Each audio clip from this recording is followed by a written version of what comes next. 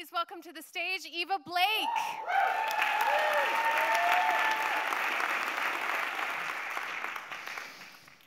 I sit down and open my legs and say, come a little bit closer. Step right up to the cunt campfire and let me tell you a story.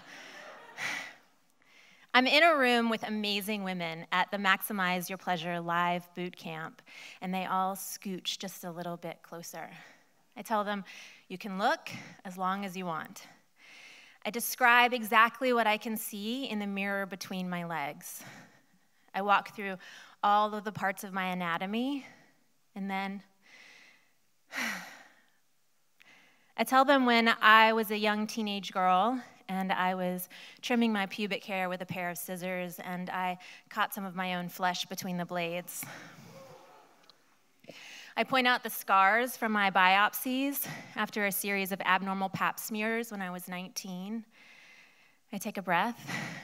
I pulse and flex my pelvic floor, and I tell them with enthusiasm how much fun my first time fisting was, and oh boy, didn't I stretch. I talk about my relationship with my body, specifically my genitals, and one after another, we all take a turn.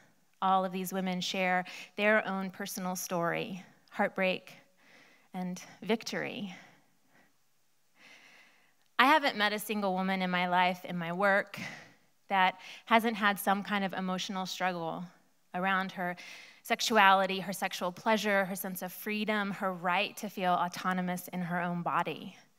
Many of us have dozens or even hundreds of stories of feeling pushed up against, pressed upon, penetrated, mitigated, controlled, manipulated, or legislated out of our right to be in our body. And I am a feminist sexologist because I want none of us in this world to have any of those kinds of stories. I'm a bodyworker and a mentor and a coach, an agitator, a provocateur.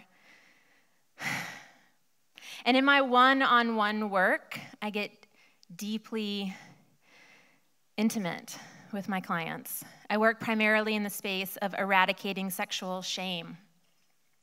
And I teach erotic, emotional, and embodiment skills to people who want to feel free and confident in all their erotic moments. And in that one-on-one work with people, I am right there with them, but I keep my clothes on.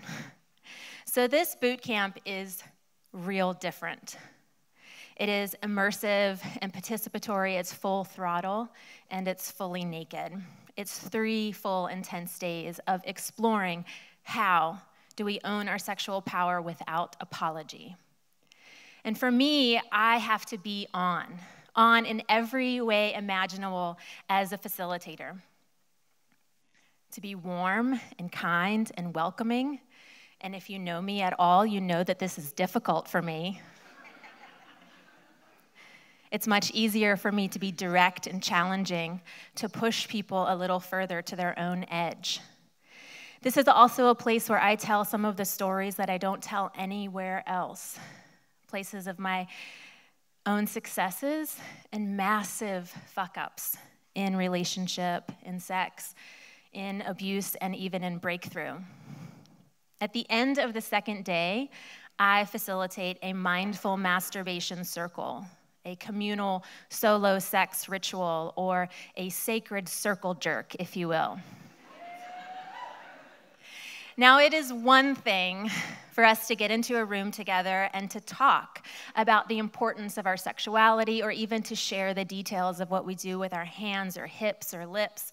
And I know for me, I can still say measured and calculated and a little bit distant. So it is something entirely different to get in a circle and face each other and fuck ourselves. The stakes are higher. There's nowhere to run and there's nowhere to hide. And it is a ritual that rocks me to my core every single time. So I bring the lights down and I turn the heat way up.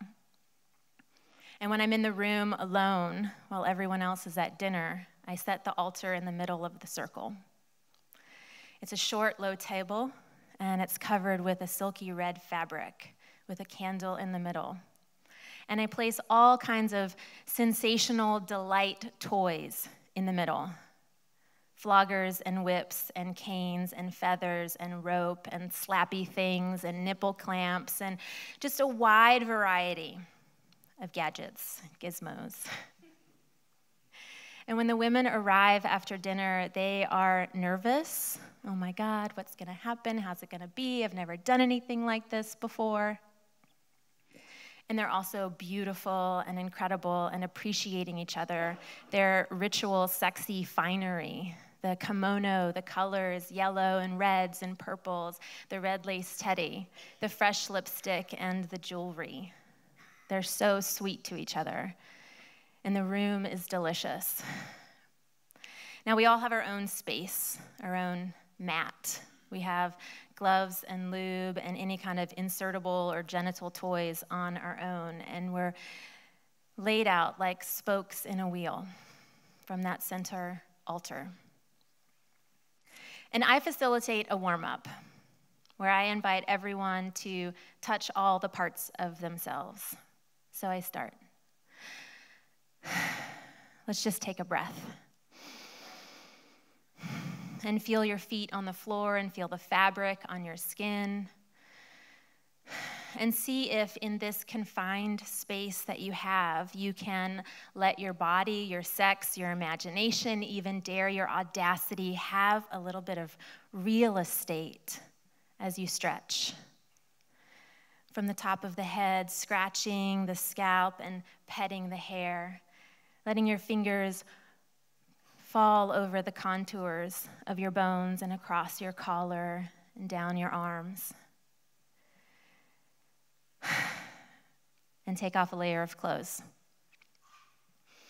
And when I undo my robe, I'm wearing black panties and a black bra and a black leather chest harness that is accentuated in little rhinestone grommets that I handmade all by myself.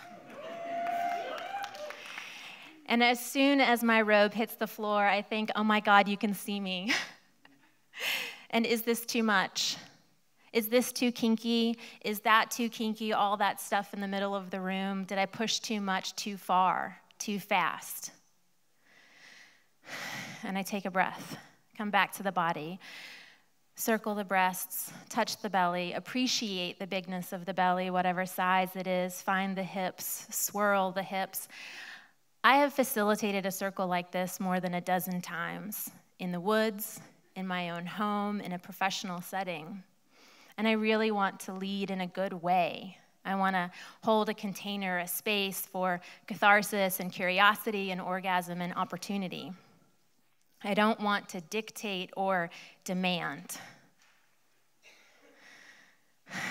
So I take a breath and take my bra off and take my panties off and keep going. Keep describing all the ways that you could touch, that I could touch, slapping and scratching all the way down to the toes and back up the legs. And then I come to the sex and I move across the genital complex. And the entire time that I'm doing this, I'm describing very precisely exactly the ways that I'm touching myself, just in case someone in the room wants to keep their eyes closed and follow along. But I'm also under a spotlight, and I'm saying you can watch. And after I have covered all the nooks and crannies, the entire vulva and into the vagina and into the rectum even, I need a little bit of a break. Which is good news because it's freestyle time, which means that I stop facilitating and let everybody do what they want to do. So I turn away from the circle for just a moment and I close my eyes tight and my heart is racing and racing and racing. And I take a breath. What is it that I want? Coming back to Eva, stepping out of being the teacher for a moment. What is it that I want? And so I turn around and I know what I want and I start reaching for it towards that altar and I can't find the thing that I want. I'm looking for my favorite slender, flexible bamboo cane, and I don't see it, and I start to get anxious about it. I thought I put it there. Where is it? Where is this thing? And then I see her across the circle from me, and she has it. And she's tapping and stinging and smiling, and I am immediately impatient. Hurry up, I think, while still smiling and trying to be warm and welcoming.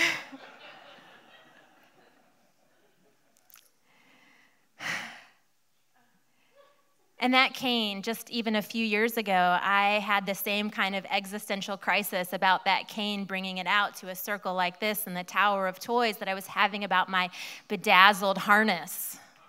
Good Lord. And I watch her for just a moment, and she is smiling, and she is glowing, and she is unafraid, and I am washed over with a sense of tenderness because she has been a friend who has become a client, who has been a student, and I have seen her across her own line of sexual evolution, and I get to see myself in her in that moment, and it is so sweet. Look how far we've come. Look how sweet it is. And as soon as she makes any kind of way to drop that thing at the center of the altar, I am like diving in to grab it practically from her hand, because the cane is something that brings me back to my skin. The tap, tap, tap, sting. Tap, tap, tap, sting. I love it.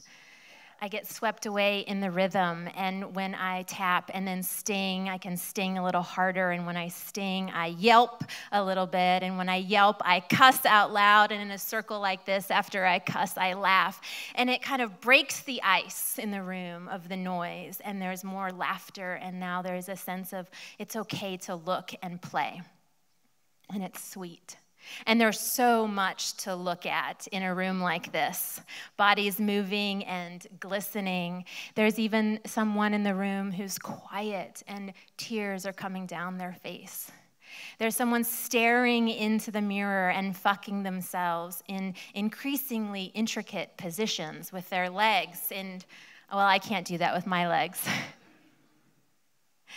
And it's exquisite to see so many options.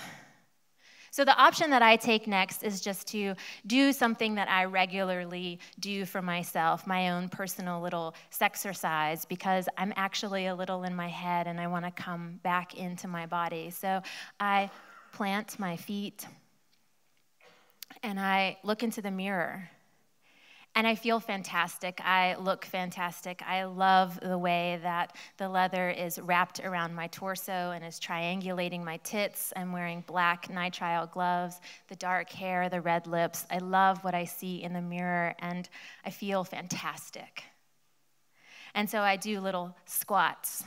And those little squats become bigger squats, and they're in time with the music overhead. And as soon as I get to the very top, I squeeze my pelvis and thrust my hips forward, and I start combining that with my magic wand right in front of me. And so it becomes this little game that I play with myself in the mirror right ahead of me, which is across the bodies of 3 other women. So that's pretty fun.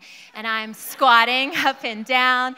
And when I get to the bottom of the squat, I try to just release and relax everything in my pelvis and shake it all loose so that when I get to the very top, it's a very, very tight, tight squeeze. And there's a lot of contracting and releasing and contracting and releasing. So the very big game, the like physical endurance test of this whole thing is, can I stay standing while I'm having an orgasm and shaking everywhere? And yes, it's true. And I laugh and the room says, yes, yes, yes.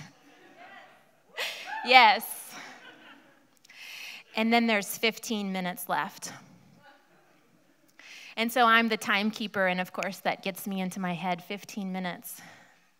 Should I have another orgasm? Do I really need another orgasm? Because here's the thing, it's not just an other orgasm for me. It's like a sequence. It's 2, it's 4, it's 6. It's like an entire wraparound experience here. And I hear this voice. You know, when you come, it sounds like an air raid siren. And that was a compliment. It was an acknowledgement of power in the moment that it came from that other person to me. And I celebrated in that moment. But in this moment, I wonder, oh my God, am I going to be too loud? Will I be too loud and like take up all this space? Will my voice lift up and dominate the entire room and make it impossible for anybody else to show up? Will I take up too much space? And more voices start to show up. You're so harsh. You are so intimidating. Can you just be a little less? The voices from my past, very recent past too. And I start to recoil inside. I recoil, I get tight, I close my eyes. I wonder, what does this mean about me as the teacher, the facilitator, the mentor? What kind of story am I making up about myself in this moment? What will they think? And I am not in my skin, and I am not in my body.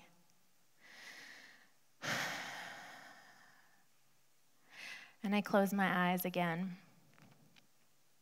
Because the question is always, what do you want? So I ask myself, I whisper into my own skin, what do you want? What do you want? And I say it out loud to everyone else too, what do you want? And it starts to emerge from inside. What I really want is to fuck this insecurity right out of me. Great, now I have something to pay attention to. So I lay on my back with my feet flat on the floor, and I'm able to rock back and forth. And this is a time where I actually have to really try. I have to use all the skills that I teach in order to find my way back into the pleasure, back into my own right. And I rock a little bit, and I breathe, and I get out my standard go-tos. When nothing else is working, these are the things that always work. The S-curve barbell that penetrates and rubs up against my G-spot, and of course the magic wand, now on at least setting 3. And I'm rocking, and I'm pulsing, and I'm concentrating, and I'm finding the way. Finding the way.